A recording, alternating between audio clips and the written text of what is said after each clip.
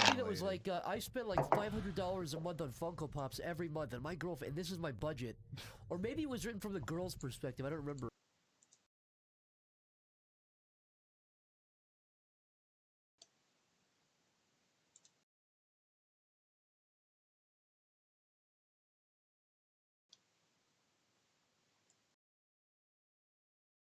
All right, cool. Let us go and commence forth. And bish! Anyway, so hopefully everything is set up correctly. Let's actually check the properties real quick here. And the default would this. All right, now we're going to pull out the music program, and hopefully people will be able to hear it. Okay, 1 second. Need to do something real quick.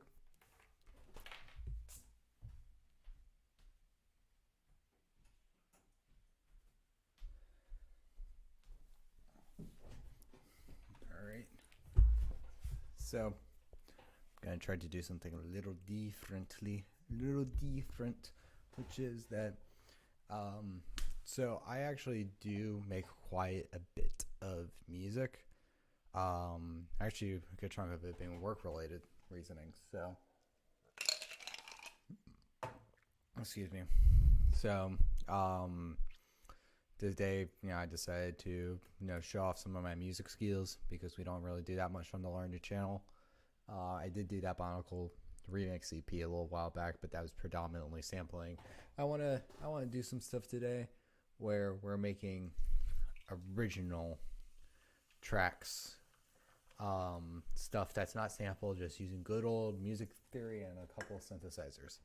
And I decided to load up a sound font from well, actually, honestly, I forget the website, but though it's going to be a Sega Genesis sound font, so we're going to try to do something fun with that. But because of that, I also realized, let's see if I can get Mixcraft in here. Aha, there you go. Now this is a much better stream setup. Doing it this way, now I don't have to worry about if or if not I am, sharing too much of my personal stuff. Maybe we'll, we can do it like this.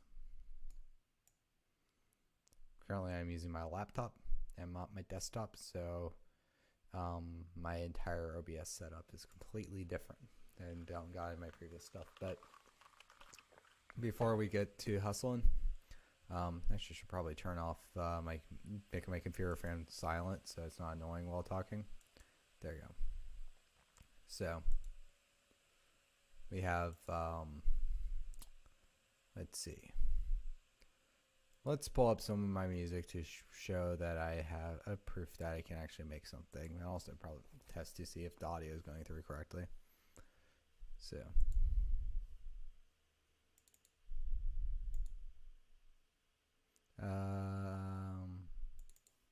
Let's see, this one's.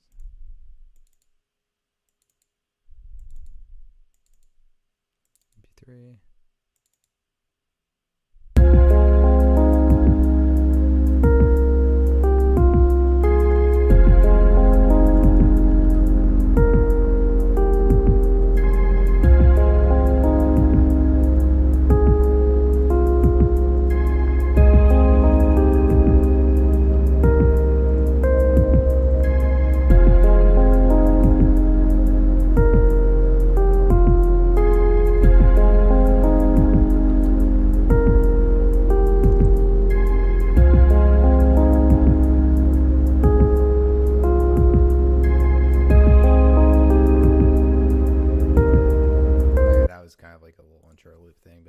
That's showing that things are getting there. Now let's go to something a little bit more fancy. We got this.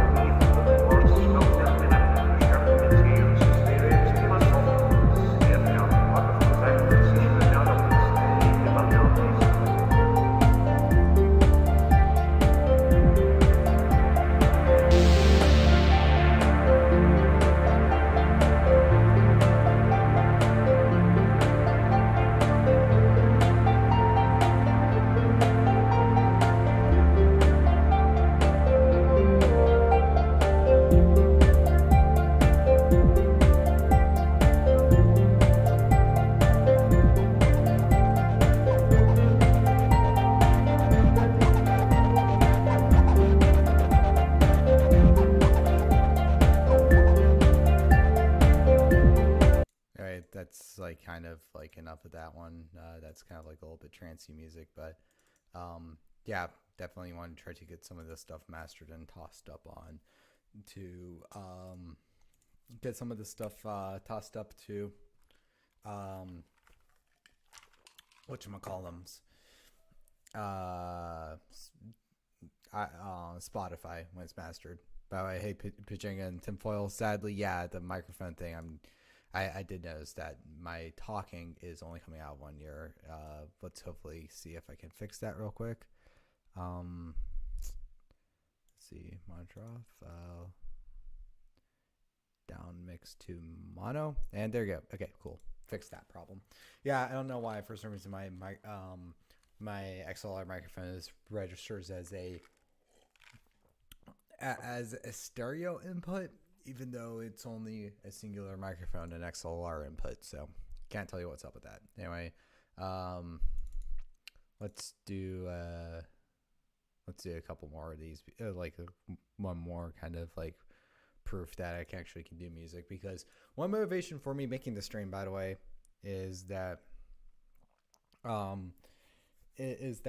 previously yesterday I was on Callan's stream and I was messing around a little bit on the piano, but the thing is, it's like I've realized the last few times that like on most like Larnuu platforms, most people in this circle seem and heard my musical talents, it's been utter garbage. So I kind of wanted to do a little thing that shows some proof that hey, I can actually do something that actually has some talent behind it. So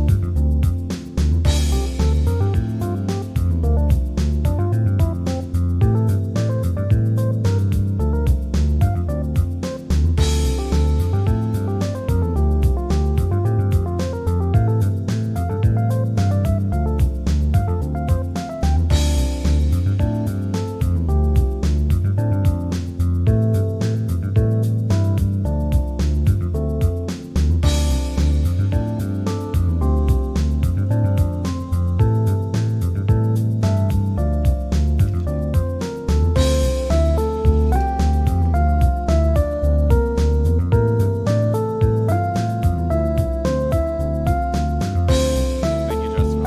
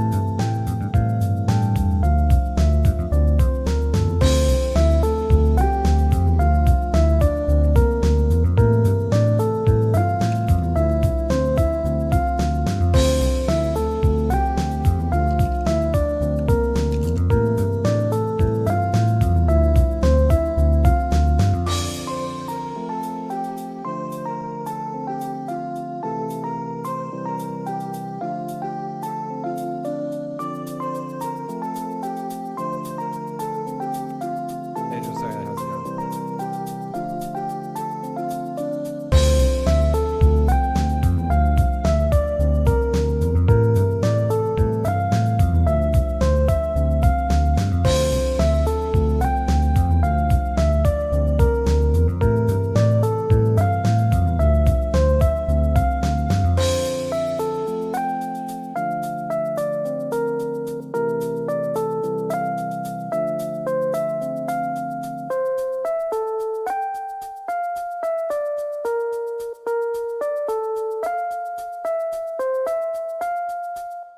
And now for one last track, because we're kind of doing an interlude, just showing some of like what, my musical stuff that I don't really show in my Bionicle audience, what it sounds like.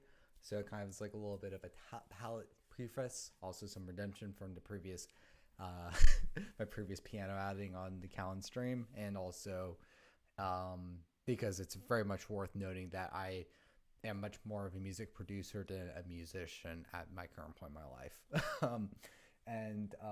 But yeah, just kind of, showing a little bit of like, hey, trust me, I actually know what I'm doing. This is what a close to completed project kind of sounds like. Of course, I always want to tweak it a little bit before I do the formal release, but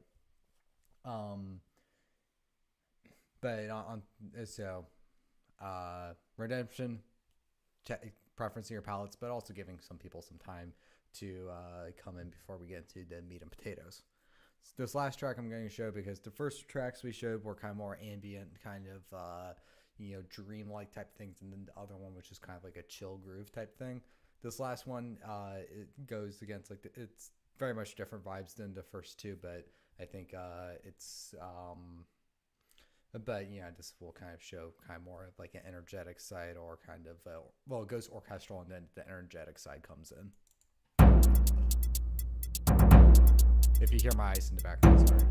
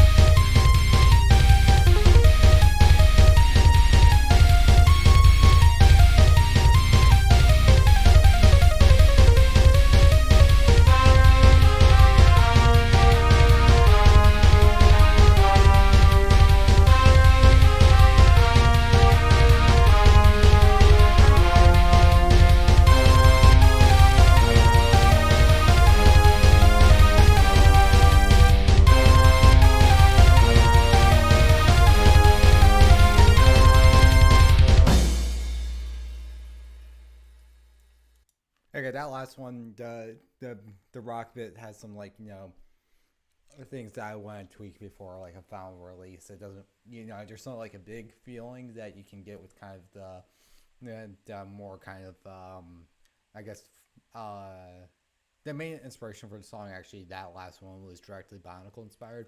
That one I kind of wanted it to be kind of more of like going the feeling of kind of going deeper into like uncharted jungle territory, and then the last section was like, I don't know, like some rahi or bow rock encounter.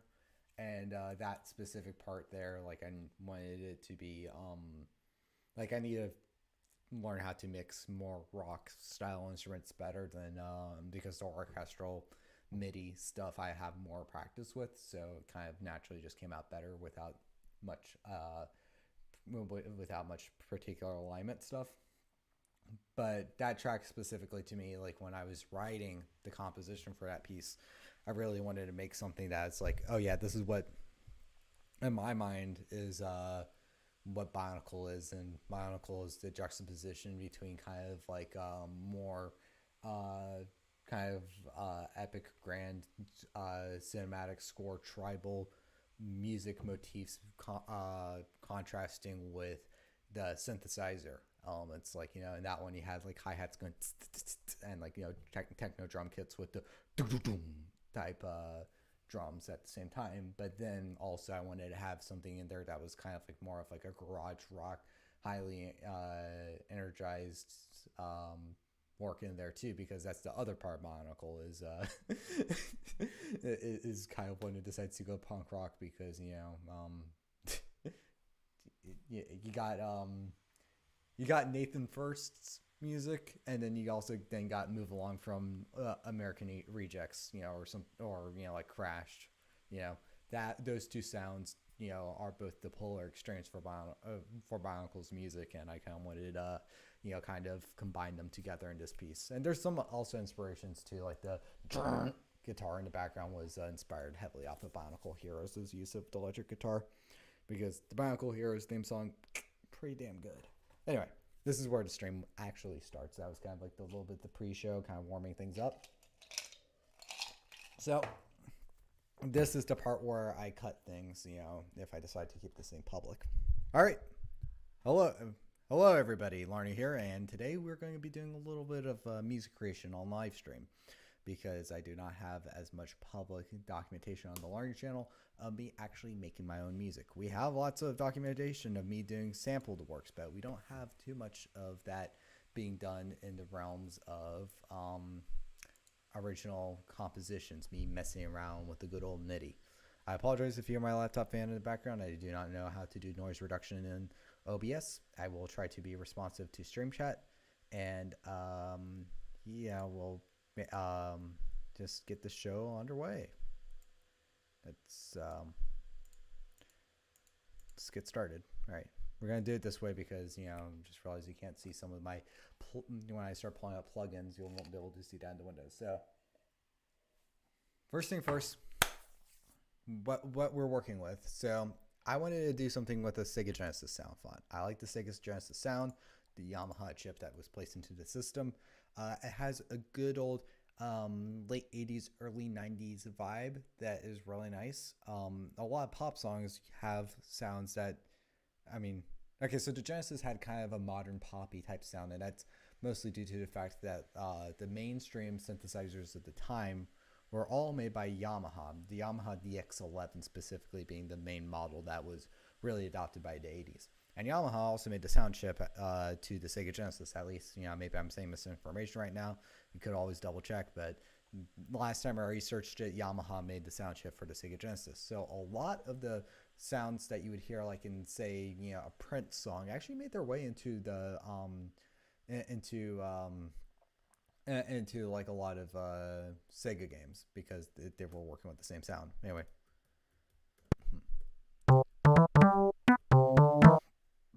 All right, that's it.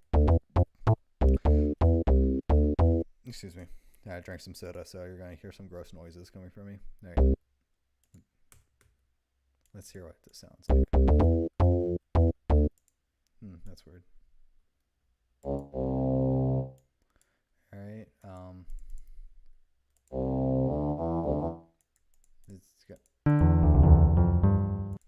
Let's get some. I need to find the drum, because I was pretty sure it's a synth drum, but no, it's not there. But well, how about I talk about some sound font stuff, because it's pretty cool. So sound fonts are cool because if you want, like, say,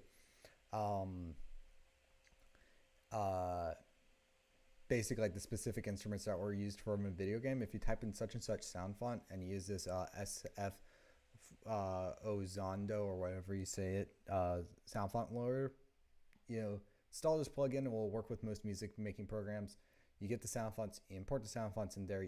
You can access most sounds that are previously that are in most games. So like if I want to, like fortunately this thing isn't exactly the most user friendly in terms of selecting your instruments, but getting the actual sounds though is really nice. And I need to find the where is it? There should be a horn in here. If I can get the horns, I can do the iconic Sinnoh horns from Pokemon Ruby and Sapphire. So let's do this up here.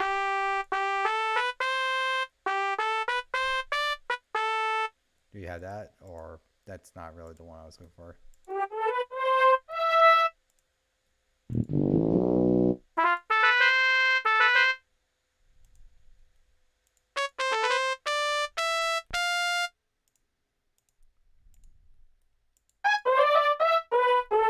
Oh yeah, that's the one. Now that's...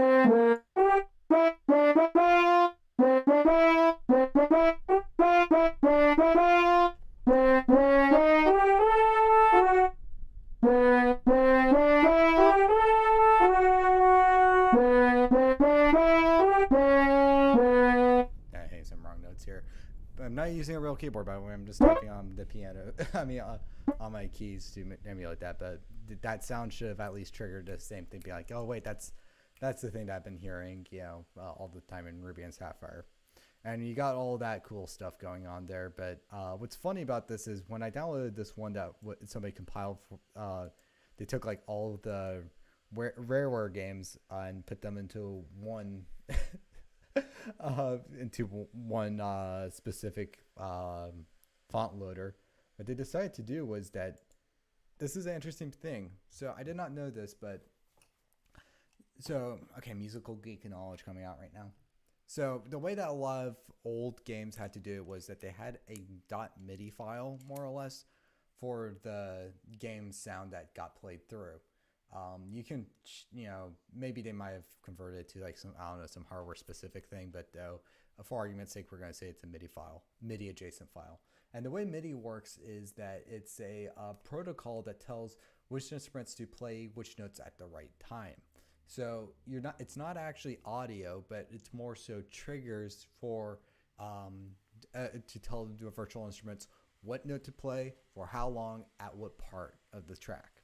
So that's pretty good, and it's a lot smaller of information than, say, importing like CD audio onto a video game system. In fact, it's the reason why you didn't really get that until like the GameCube, PlayStation, all that stuff.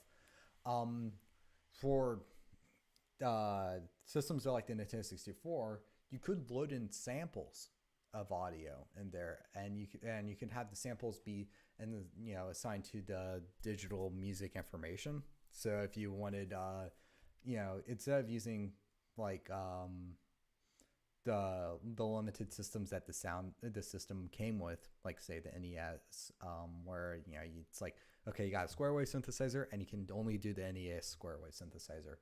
On the Nintendo 64, and I'm pretty sure you could do it on the Super Nintendo to a lesser extent, but on the Nintendo 64, for a hard fact, you could just like say like, okay, I'm going to take my square wave synthesizer. I'm not stuck to Nintendo square wave synthesizer. I'm going to put my square wave synthesizer, add that to the game asset library, and then when it's load that in as like, I don't know, instrument 44 or something like that, then in the MIDI it's like, okay, instrument 44, let's pull into that thing when it's being bred off.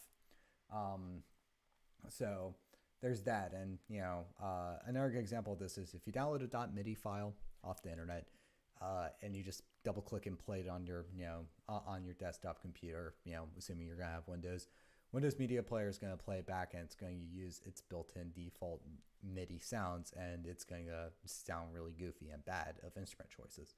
But you can also toss that MIDI file into GarageBand, and then GarageBand will detect it, and it's like, oh yeah, this is supposed to be a trumpet thing, so we'll play the trumpet here for it.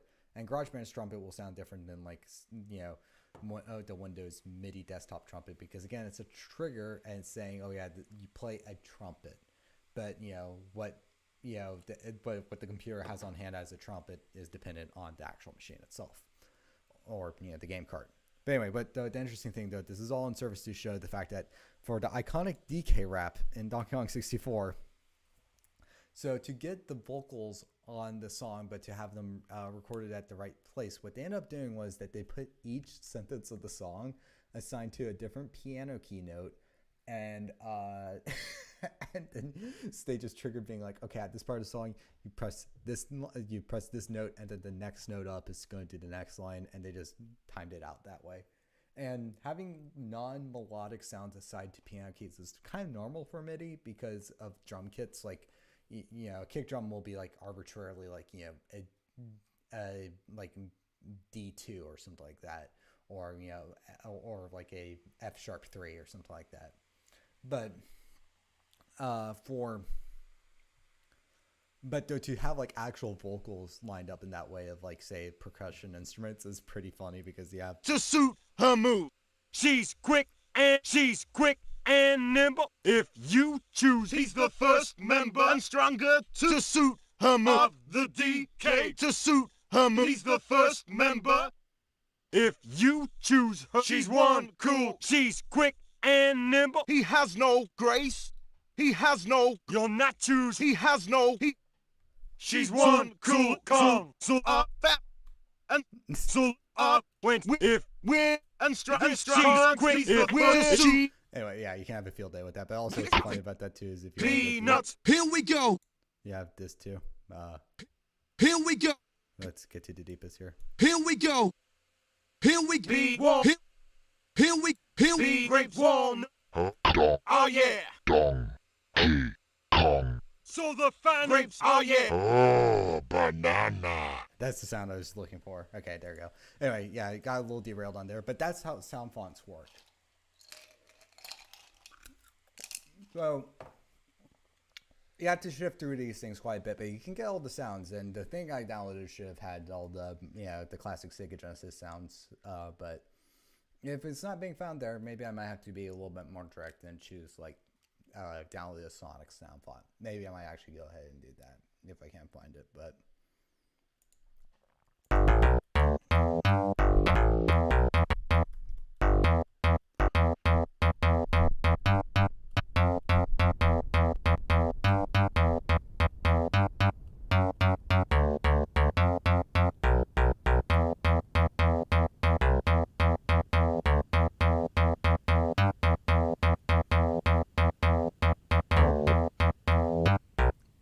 sorry, I got a little too much fun just messing around to make sure it was the right sound.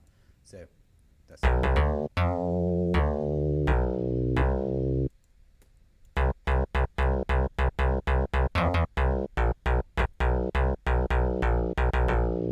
okay. So we got a slap bass going on there. We got the iconic Genesis slap bass. Okay, and I closed that thing like an idiot. So let's just do a little record. Okay, there we go. Now here's my trick. I don't play the piano roll when I'm working on music there. It's like I'll do it to test out sounds, but this is what I do. I do this timeline thing, okay? I mean, that was the piano key emulation, keyboard emulation. This here is the piano roll. Yeah, this is how piano roll works.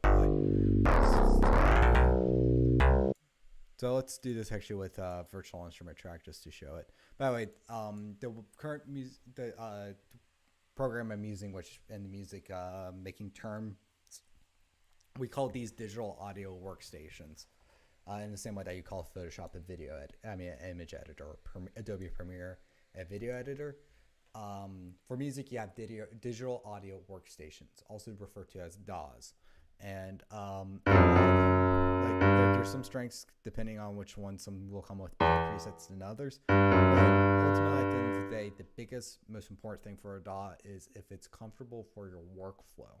So, I recommend trying Mixcraft out. It has a really long trial period. However, if you want a free alternative, choose FL Studio. Now, the reason why I didn't choose FL Studio is that its workflow is not friendly for the workflow I'm about to put forth. You have to do a lot more. Let's put it this way. Yeah, a lot more of the logic brain is working and not enough of the artist brain is working. It's easier from my musical background to work with this setup, but it may not be the norm. A lot of people use FL Studio. In fact, like big actual artists use FL Studio. Sonic Mania soundtrack was done in FL Studio. Anyway, so here we got some chords here. Just showing you here. You have a G major chord. I mean, sorry, not G major, C major chord. That's a little deep. Let's play up here. Okay. Now, if you want to make it a little fancy, you have two options here. You can like choose. There's two different chord formations that you can work with if you want to stack them up more. You have this one where you have an A above it, because A, C, and E are another note triad that harmonizes. Because, okay, this might be just me geeking out about music theory and just talking about music stuff instead of me actually making a song. But whatever. I like doing it. I hit the record button. I'm talking about some music right now. And, I need to make myself sound smart because I'm a smart boy. So here's the thing. Chords are basically, for lack of a better term, they're arrangements of notes that just sound good together. So if I take out my electric ukulele over here, we have, this is going to be a C chord. And this is a G chord. This is going to be an F chord. This is going to... no, yeah, that's it. And then that's an A chord. And then C chord again. Okay, so the way that works is that I was playing multiple notes at the same time. I was hitting 4 notes there. But the way that works is that each one of those notes I was hitting were either going to be a, like, say for the C one, which, again, it sounds like this. Or... okay, my ukulele is a little out of tune. Anyway, but so while there were 4 notes being played, though, the notes that were being played on that one were going to be I might be slightly wrong with the ukulele one, but it's like it was going to be a C there. So while it's 4 notes, every single note confines to one of these 3 things. And standard, basic, major, and minor chords referred to as triads are stacks of 3s that work nice with one another. There's a logic behind it. I won't get into the logic behind it, but that's, but chords are 3 notes stacked on each other that are nicely stacked. Now, that being said, though, one nice stack that works is that you got these nice stacks that exist. So you got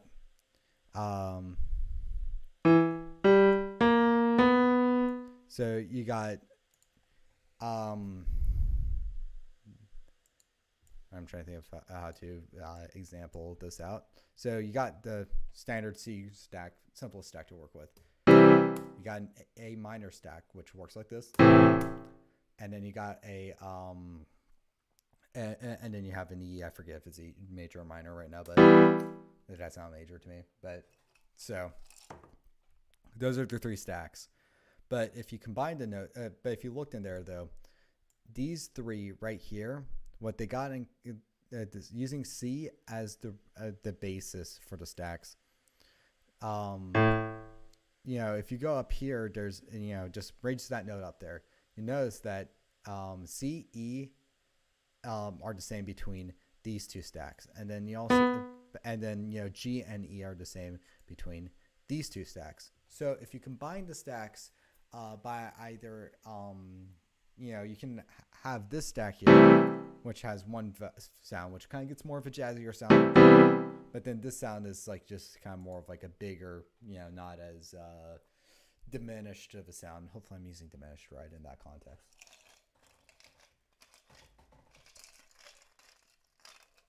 I'm trying to get a nice cube. Hold on a second. So, point being, though, is that this here, what we got here is nice because you know what? I'm feeling making this a minor song. We're gonna make this A minor, and luckily doing this stuff in the stack things, I just had to take the stack down. then we get rid of change these notes to fix it this way. And then you got ACEG, and then you have ACE.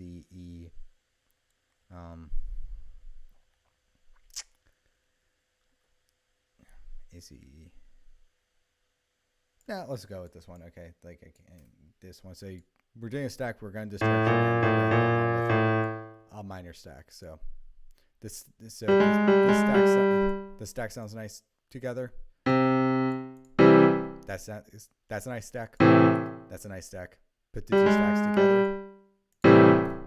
Big stack. Okay, and then what's nice about that now? We got some things. So now we can play around with these 4 notes.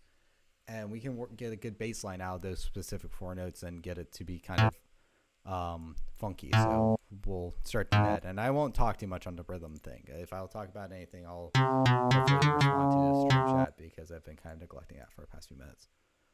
How do you learn how to use DAWs? First, that's a good question. For me personally, I took a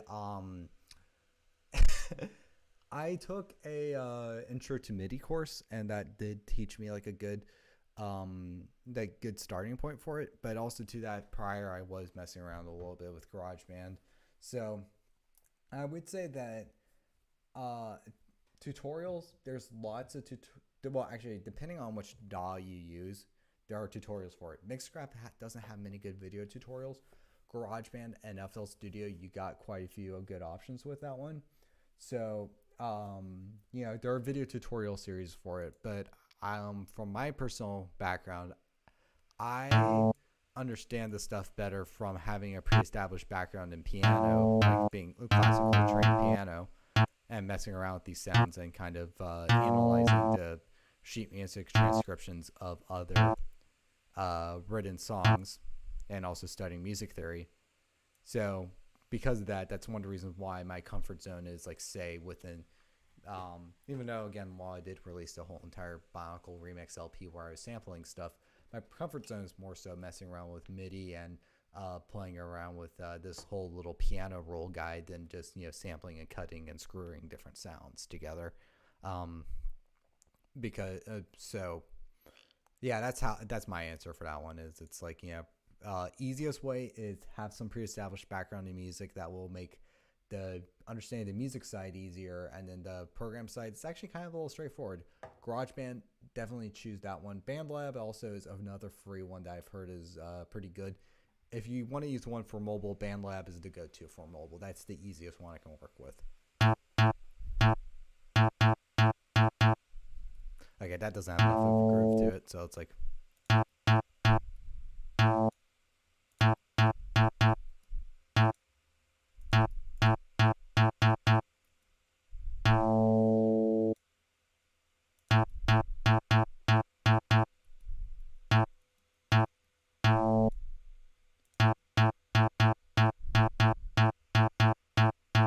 Okay, that's that might actually better. That's not bad rhythm for maybe a drum. We'll do some drums here. We're not going to worry about getting the accurate Genesis drum right now because it's usually better just to try to build it in 808 and then try to transfer it to other drum types. Reason why? It's just what's worked for me in the future.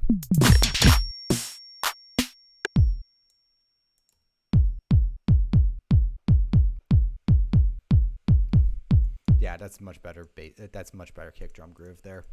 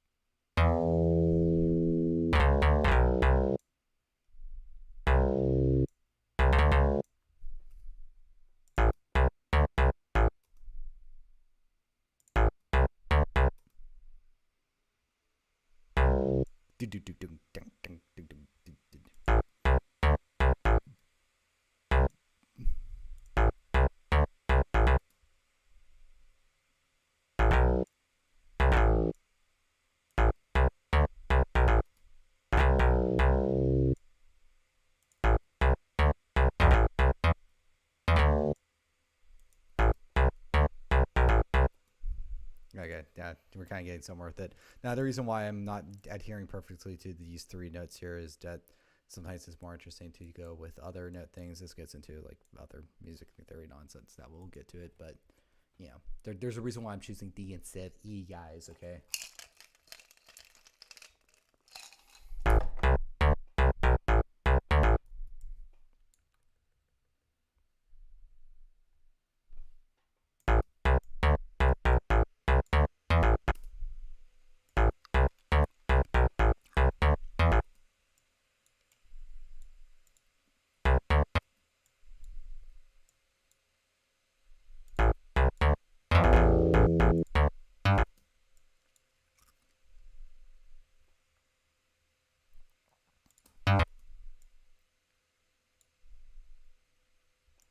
Okay.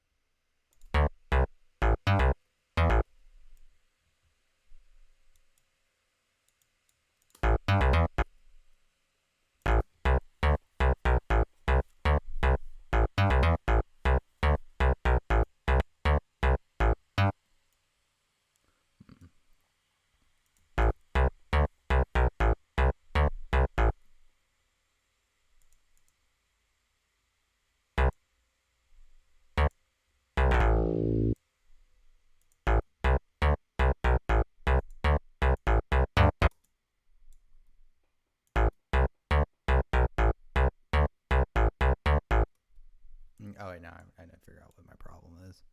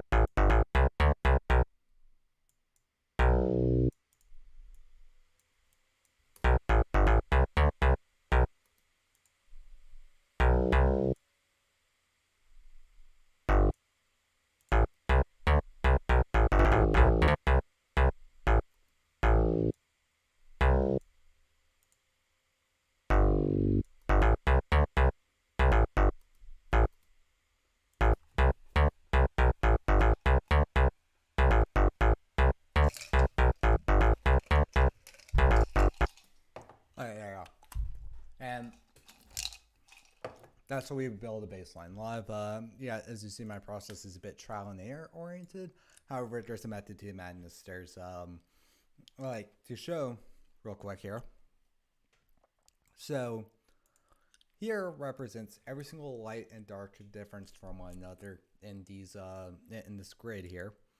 That represents a, every single 4 beats. And in music, and like, basically the most basic, like, there's some exceptions, but for argument's sake, the majority of music that you find in the Western world, you're going to find it being made in, like, specifically like popular music that you're going to hear in the 21st century. It's going to you have a beat, and the beat goes 1, 2, 3, 4, 1, 2, 3, 4, 1, 2, 3, 4. every single pair of 1, 2, 3, and 4 is going to be in a measure, which is highlighted up in here. But though, with these 1, 2, 3s up here, but then inside here, though, these darks to lights to darks to lights, that's the 1, 2, 3, and 4 within the subdivision.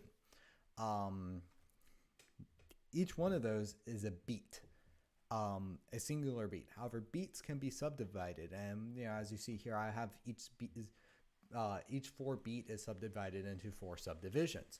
And you got this one is going to be your primary beat. That's like your, and if this was played all the way through, that's going to be your quarter note. That's the whole singular beat that this, A is being held through. But, here's your main beat. Then this is your second part of the beat. And if you had 2 notes played next to one another like this, that dun dun, that's a pair of 8th notes. And there's a reasoning why the math there's a mathematical reason why they're referred to as 8th notes. But as you should know, but for argument's sake, every single beat's referred to as a quarter note. Like half of a quarter note's an 8th note, and you have do instead of dun there. And between the 8th notes, there's a gap that they have, and those gaps, if you lean on those, that's an offbeat. And the offbeats here, as you see, this is A is on beat, this C is off beat, this D is on beat, this C is on beat, this B is off beat. Offbeats are really bad term in my opinion, because of the fact that the phrase you hear, "Oh, you're playing off beat," makes it sound like I mean, people say that when they're criticizing musical playing. You could get tempo right now, and I could try to do it like here. Let's do this little thing here. Look how bad my rhythm is. I'm probably playing off beat terribly if I was trying to do 120 beats per minute. But the thing is, though, that type of bad rhythm, keeping tempo poorly is different than the musical term of offbeat, even though somebody would describe the former as being offbeat. So let's hear it with the drum kick now.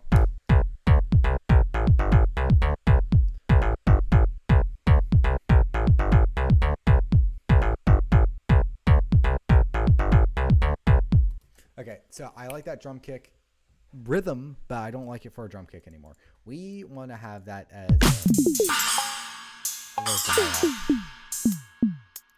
remember how earlier I was talking about the DK song? It didn't have all the sounds inside. It's common for percussions to layer piano notes in weird ways that they're not actually notes, they're just different percussion samples. This is what I was talking about. Anyway, so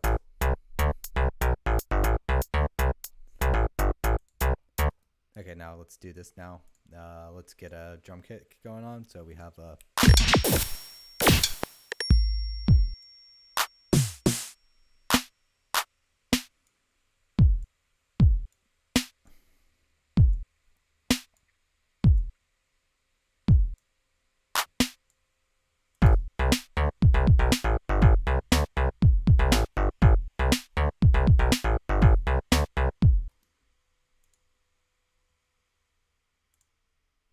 I think I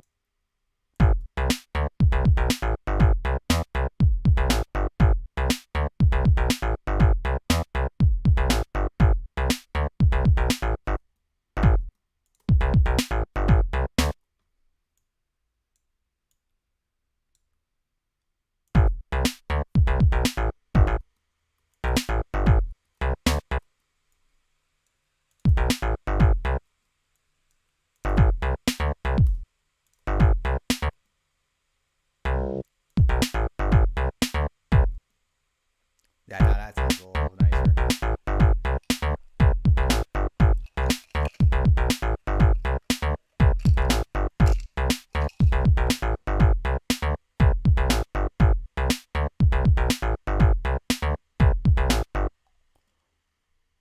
Alternatively,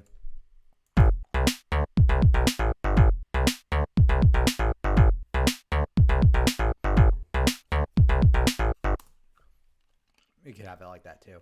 A lot of things get moved around. A lot of things I'm like, okay, that's good. That's not definitive good for now, forever. Things get moved around. things that you're like, oh, that was good before, you find out to evolve that aren't a good fit later. So you augment them a little bit, or you alter them, you cut parts. You gotta be just willing to, you gotta be willing to not want to keep and preserve everything, but you don't delete it, because as you noticed here,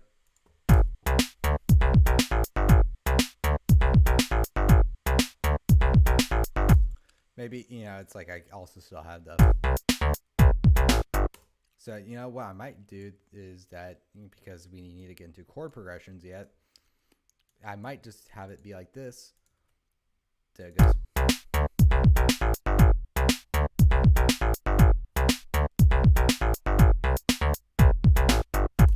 See, now that's starting to sound like something that, just kind of resolves there. So I just needed the first part to loop a little bit more. I would have screwed myself over if I deleted it. And that's what we learn here. All right, let's check out some of the comments real quick, because I've been ignoring it a bit. I'm gonna respond to Josiah's question. Why are children gross? Dude, when you're past the age of 18, you kind of legally have to start saying that. Like, you're only allowed to start saying children aren't really gross. Because it's not weird when you're a parent saying like, "Oh, my child is cute," but you can't really drop that as a guy in this world when you're past the age of 18 when you don't have a kid. When you get a kid, you get the right to call your own kid cute, and depending on some other exceptions. If you're an uncle and you have a nephew or niece, you can call your nephew and niece cute. That's how it works. Anyway, so now let's we're not going to worry about chord progressions quite yet, because I don't know if I want to go for like a good old I'll explain them real quick right now. So there's two main chord progressions that are important. So you had this one. I mean, you had the 3-chord progression, which like that one would kind of sound like a. No, it would go. So one pattern of this, 2 patterns of this, 1 pattern of this, 1 pattern of this, 1 pattern of this, 1 pattern of this, 1 pattern of this, 1 pattern of this. My ukulele is incredibly out of tune. I'm sorry, but I'm not tuning it on stream right now because my phone's dead, and that's my tuner. So that one, though, right there, that's the 3-chord progression. You're gonna find that in a lot of rock and blues songs, more or less. But then you have like the 4-chord song. This is kind of going to be more of your pop chord progression. So it's 1 pattern of this, 1 pattern of this. Actually more accurate, like 1 pattern of this, 1 pattern of this, 1 pattern of this, 1 pattern of this, 1 pattern of this, 1 pattern of this, 1 pattern of this. Sounds incredibly bad on a out of tune ukulele, but point being is those are your tune and primary patterns you got with music.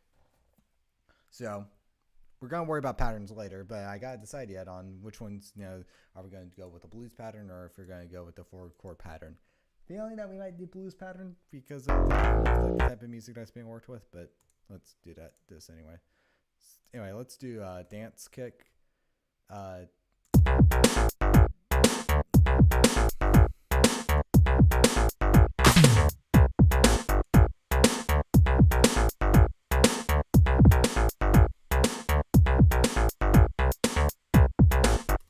Okay, cool. Now let's try to find something in here. Please tell me that the Genesis comes with a good electric piano, because I like electric pianos. I've been kind of on an electric piano kick right now. Darn it, I messed that up. Please be a good one.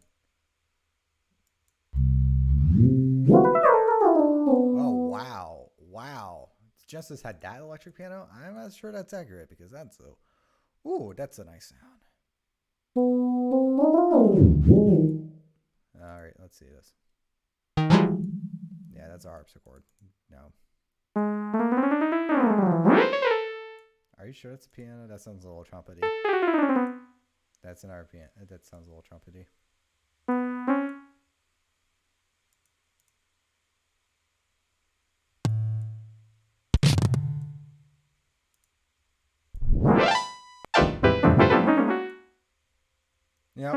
this little funky weird Resident Evil. We'll start with the Resident Evil horns, and then we'll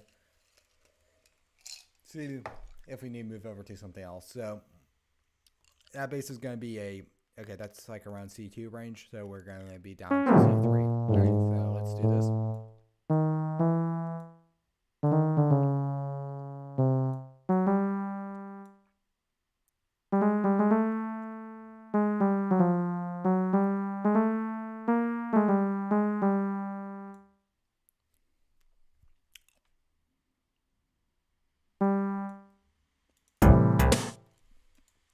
All right, so we got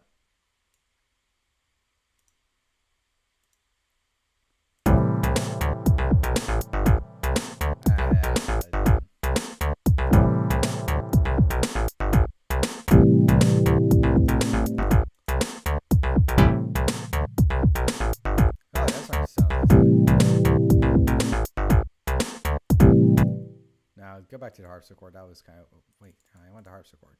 Actually, nah. Okay, that has something to it. There's something going on with that. That's not a normal. That's not a normal harpsichord. I can tell you what, because a harpsichord is not. It's a harpsichord is it's basically if you think medieval kind of ding ding ding ding ding like kind of type sound. Let's see actually if I can do this real quick. Harpsichord. Okay. So it's like kind of like a piano that's kind of a bit more stringy. That it has more strings instead. It's like basically think string based piano type instrument. It usually sounds like in MIDI. It ends up sounding like a bad. It ends up translating to being a bad guitar synthesizer most of the time in modern day. So it's not usually too useful. So to hear a harpsichord that sounds more like this. That's like, ooh, that's a little spicy. Also, we need to change that there. Like, we got the key signatures wrong. We need to fix this too. And there's a reason why you want to keep your key signatures in plates like that. And I'll kind of spoil myself a little bit. Basically, so the way scales work is that, basically, long story short, scales are an order of notes that sound right when they're played together. And C major and A minor are the simplest because, you know, they're just all the white keys. Stay on the white keys, there's no wrong options, you know, and that's basically, you know, there's no problems with that one. But then if you get to like a G, it's like, okay, you know, you have to play all the keys like normal, except F is going to be up, you know, you hit a sharp key instead. And that is all fine and dandy. However, when you start getting to some ones where it has like 3 and 4 sharps or flats, and to try to remember if it's the major or minor formation, it gets a lot to remember, a lot more than I care for. And trying to do that too, it's not really flexible because, you know, like say you were working on a song, you're like, I want it to sound like a little happier. Maybe like if I make the key go up, it will sound happier. Well, the thing is, what's nice about like most DAWs is that you can actually change the key of the song afterwards. So like say we had this, you know, bass line and drum kit here. You know, before it sounded like this. Now let's try to make it sound like this.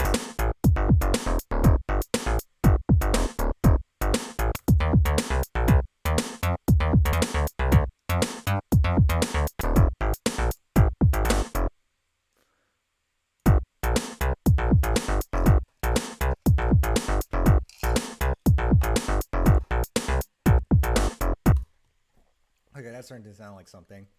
What's cool about it is that, you know, in the same way that we can change the beat of a song.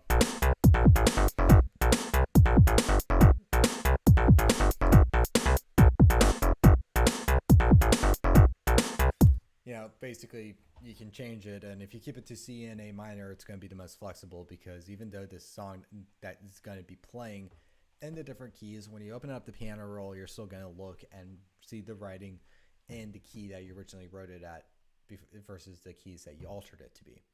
And you know, so you want to be able to do it. And actually I messed up here, so we need to fix all this to make sure it's the right notation. So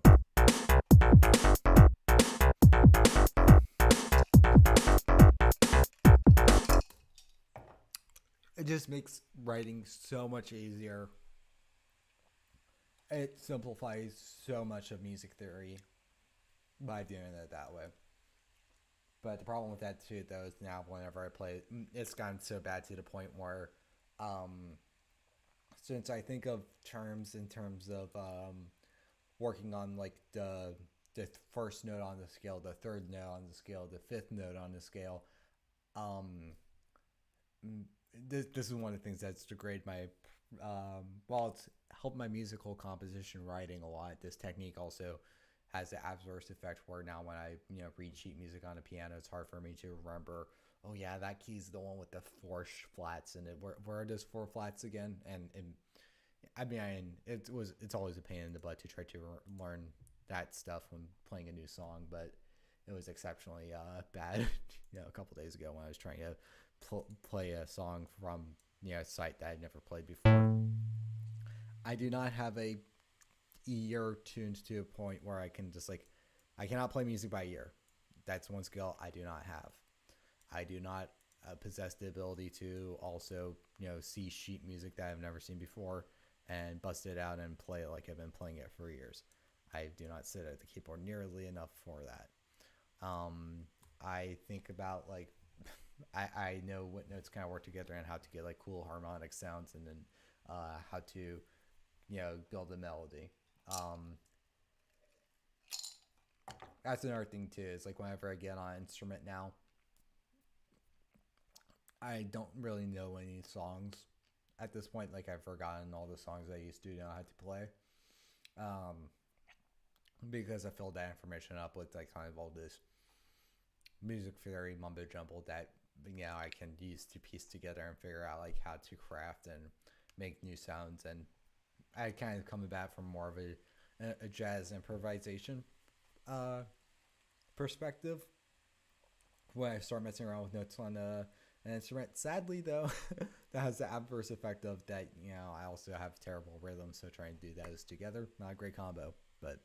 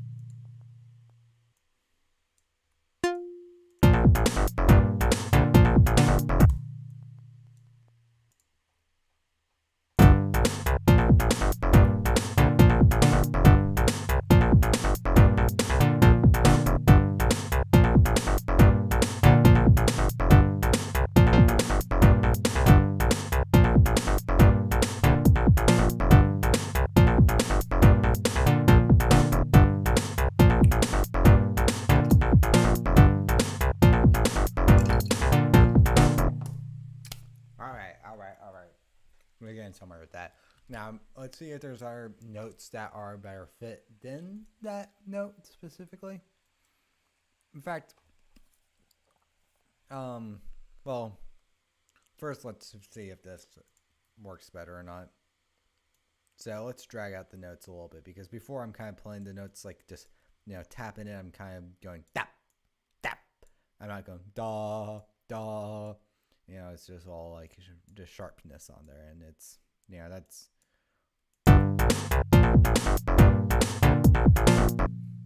This instrument's all attack, no decay.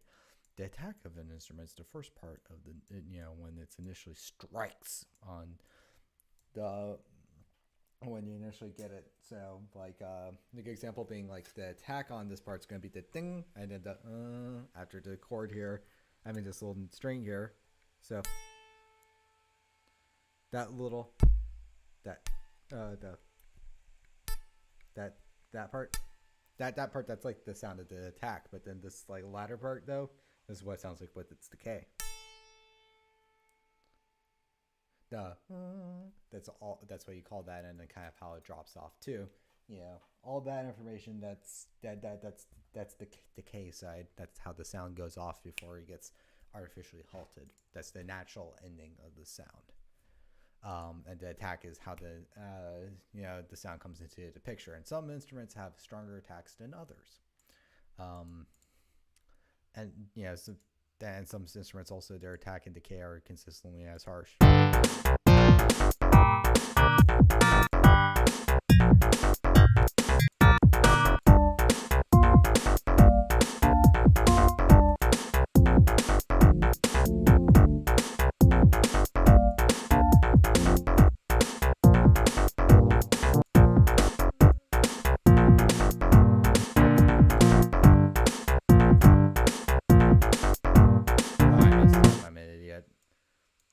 Maybe I accidentally edited the wrong thing, so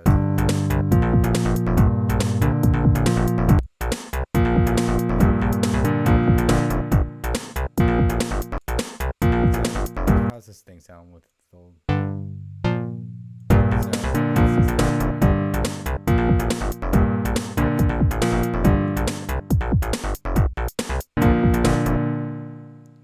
so let's just put this here like this. Work with.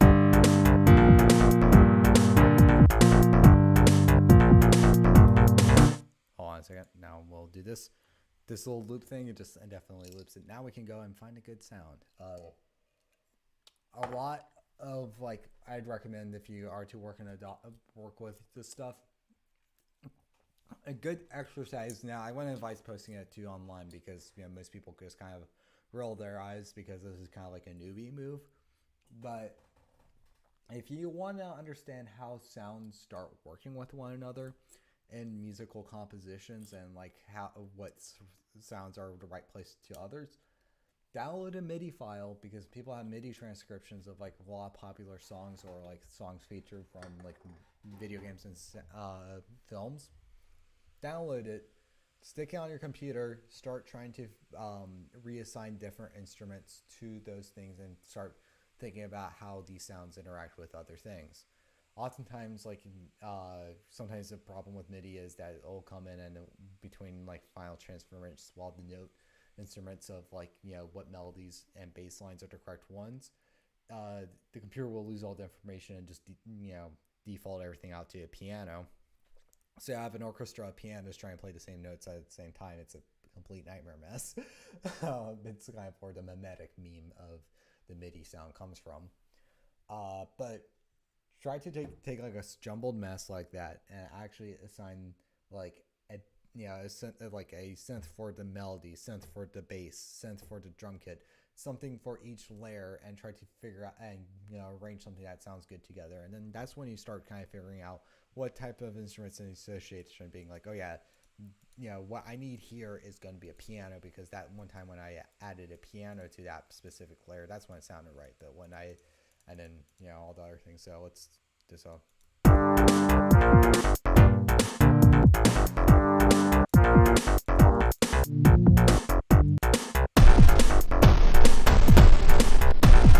that's not an orchestra hit.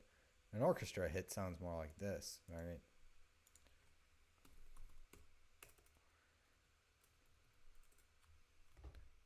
This is an orchestra hit.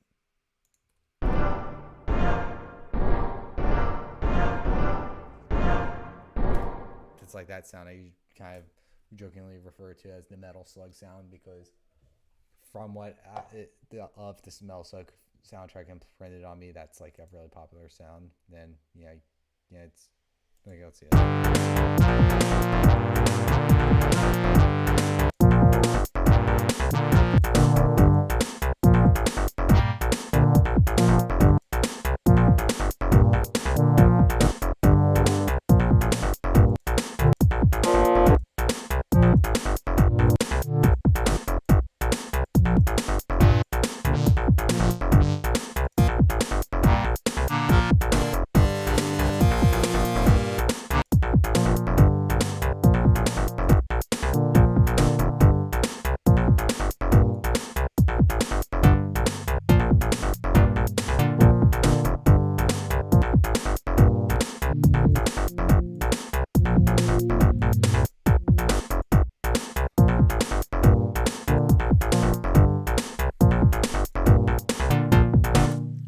let's do it this way.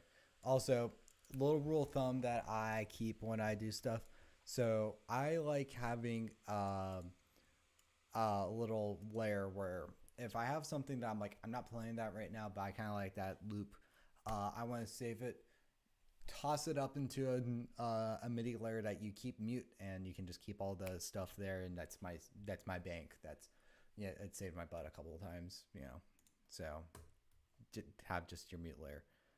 Let's save this as let's go here, and you know what? I'll save later.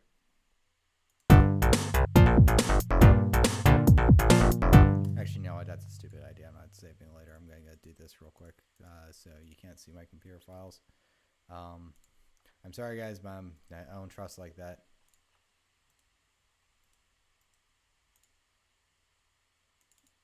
Okay, let's see. My personal music, art music.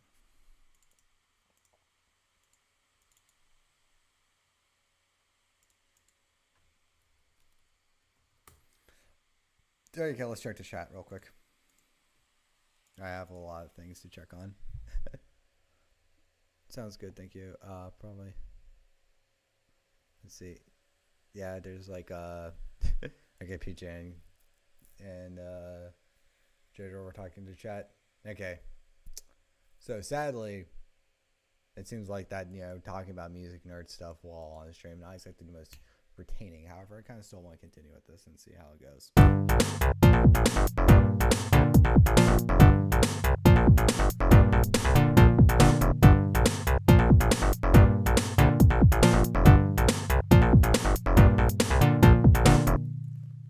Okay, so we'll go with let's do the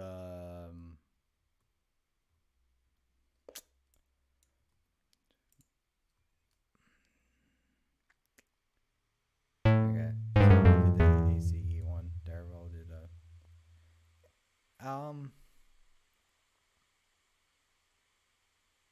yeah, let's double check my knowledge here.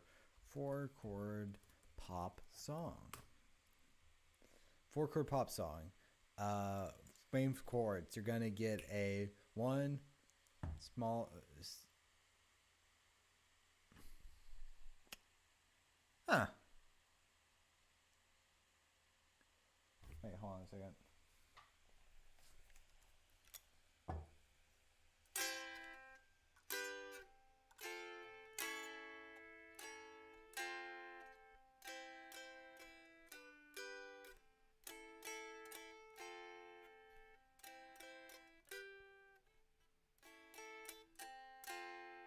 Okay. Well, I remember that's like depending on like which direction you change the you change the order of the stuff depending on like what kind of vibe, if you wanted more pessimistic or negative. But I got some part backwards there. It's always good to check, and I usually check when I do this stuff. So yeah, that's a thing too.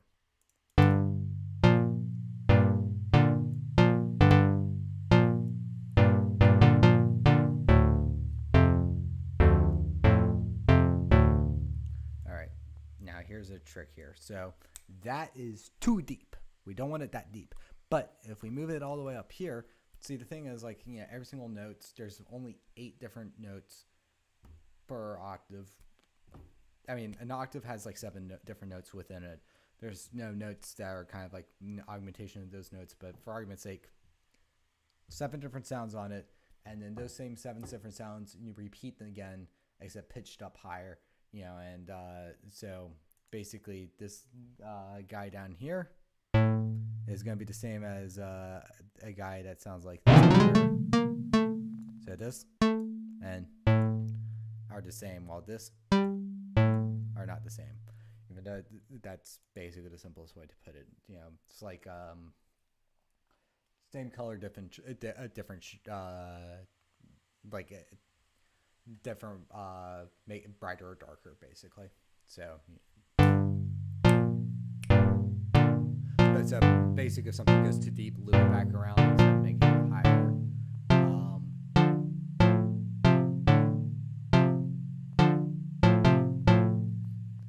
Yeah, okay. That part might be. Now this is where it gets into a little tricky stuff, and this is where it gets. So,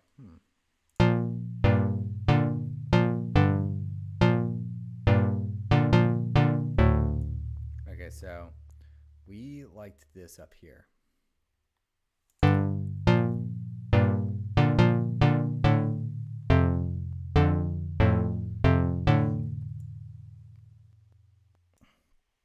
Now let's see why this worked.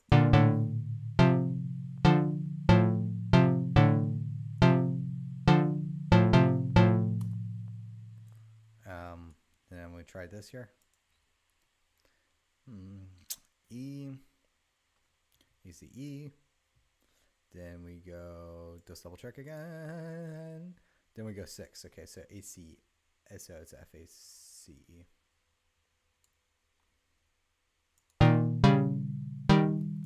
Okay, and then this part here, this is what's wrong. We need to do this here.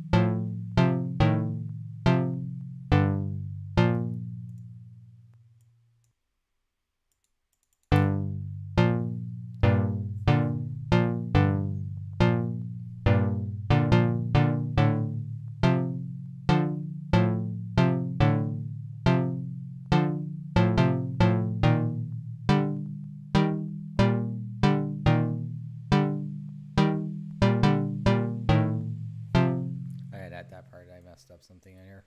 Let's do that again.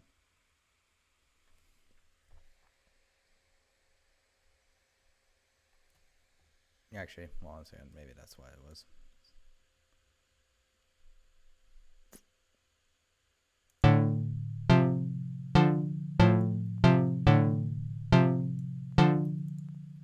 Alright, so E. We do F. Let's drop that down.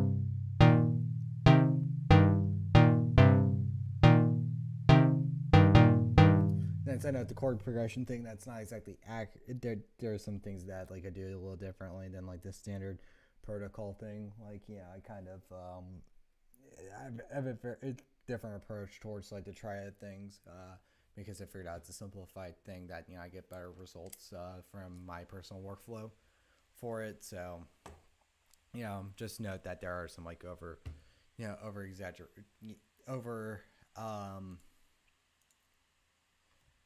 I gotta figure out to verbalize this.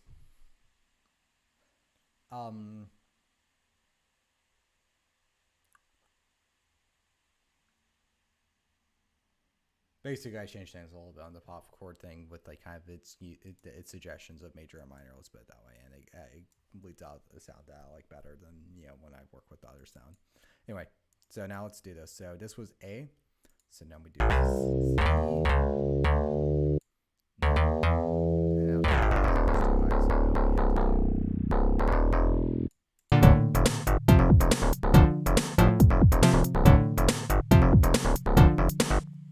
That's too low, but then up here it's going to sound all right.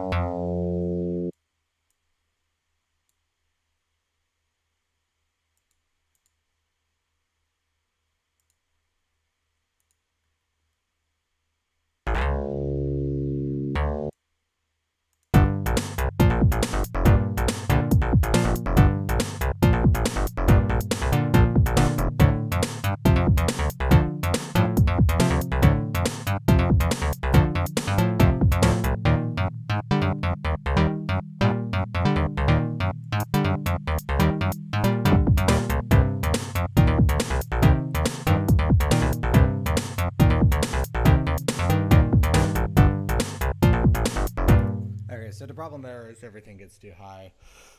So one thing that we can do, which we are gonna do right here.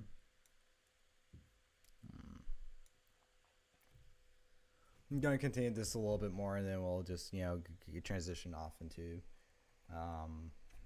because this thing didn't come together as fast as I was expecting. So we'll transition off into just ending the stream, but you kind of want to do this way. So.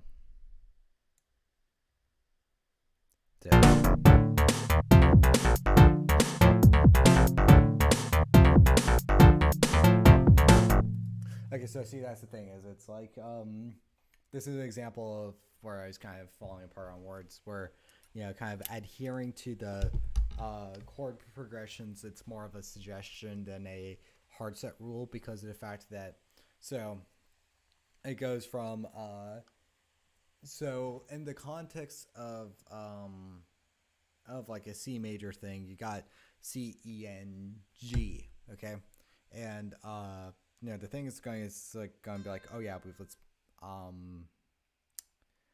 but you'll notice that if I play all these notes, and then you go up to G,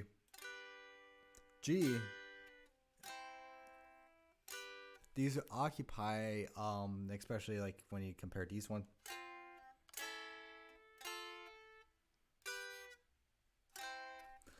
The spaces and like kind of the sounds that they start occupying are kind of they kind of get all over the place, and then sometimes you'll get things like that sound like this, like you'll get like great distance between two different sounds when you raise it up, like what we did there. But as I was talking about with those stacks, what's nice about those neat little stacks is that they're a good guideline, because so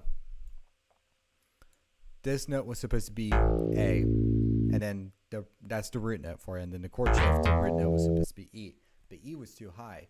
But though within like E though, there are notes that can be stacked with E in a complementary way. C is one of those notes. So changing it from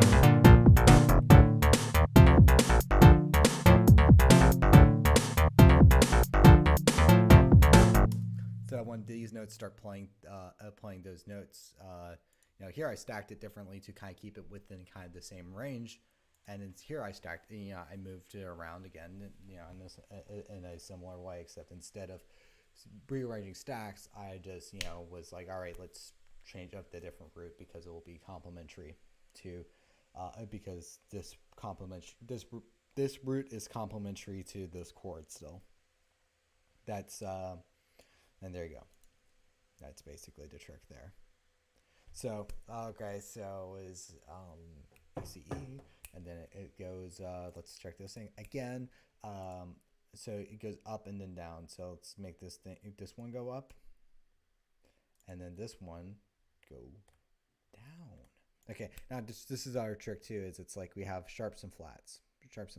Okay, so you correct them here, and this is another reason why I like writing music in a accidentalist key, because of the fact that you can basically, you just know hard set, don't place any of these accidentals unless for some minor exceptions, which we can get into another time, but but more or less rule of thumb, don't place accidentals.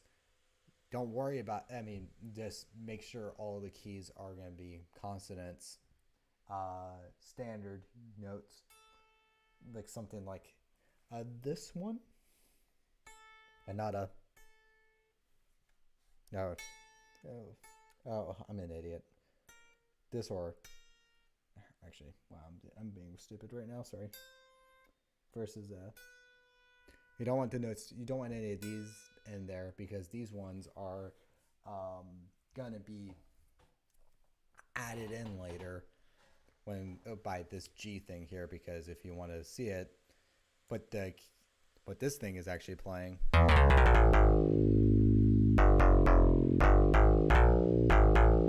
what he's actually saying is gonna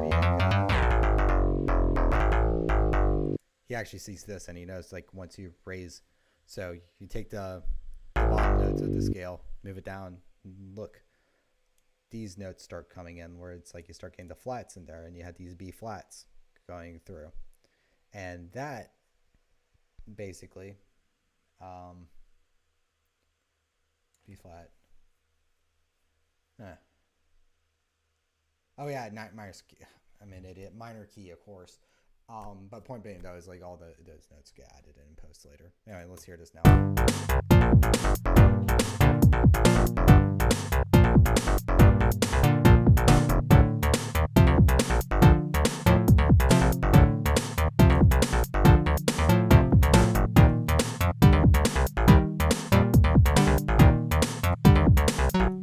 Now it's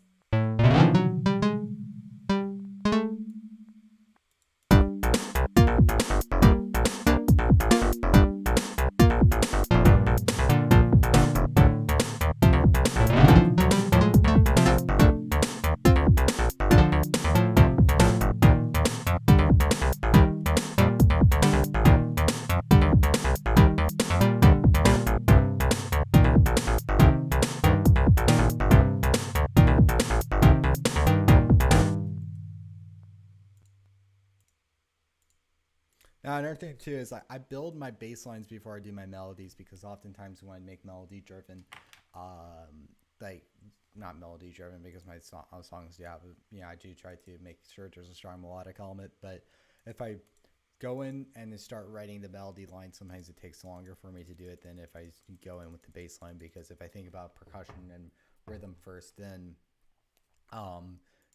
it's that kind of could get, it's easier for me to tailor a melody to that than it is for me to tailor a melody to than to tailor a bass line to a melody.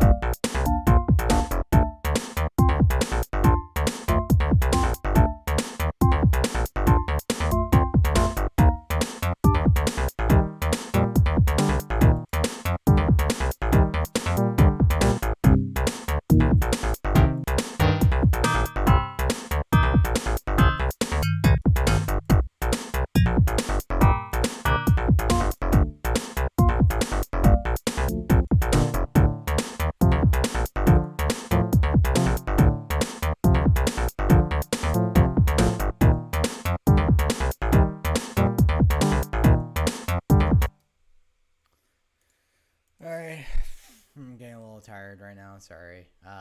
Let's check one last thing here, and then we'll start bouncing off. So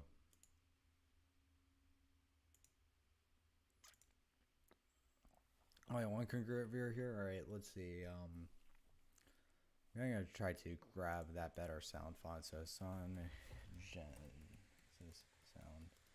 font. Yeah.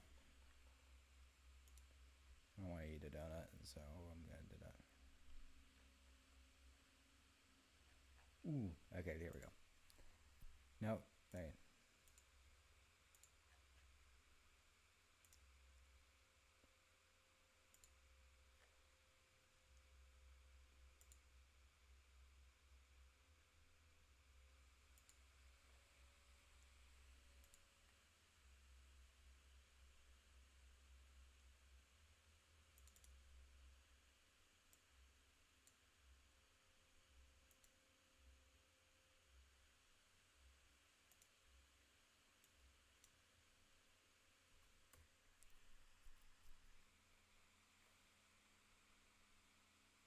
Here we go. That's good.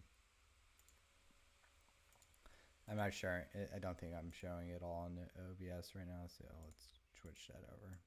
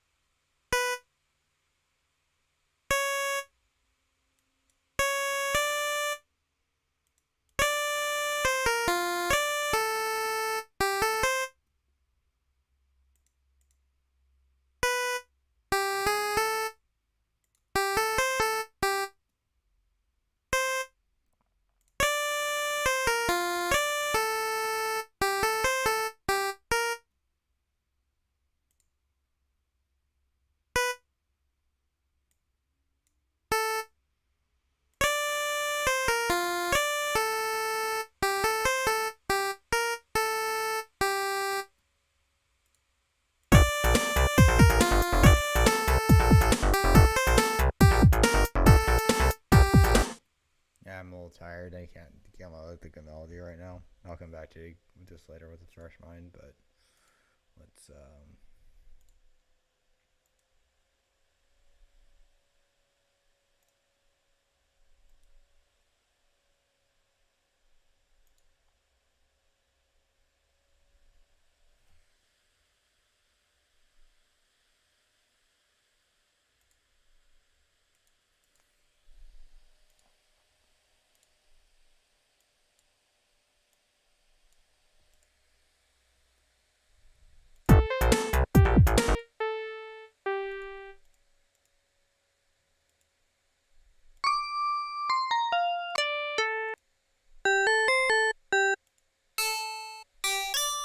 see, that's a harpsichord. This is better be orchestra hit. Yeah.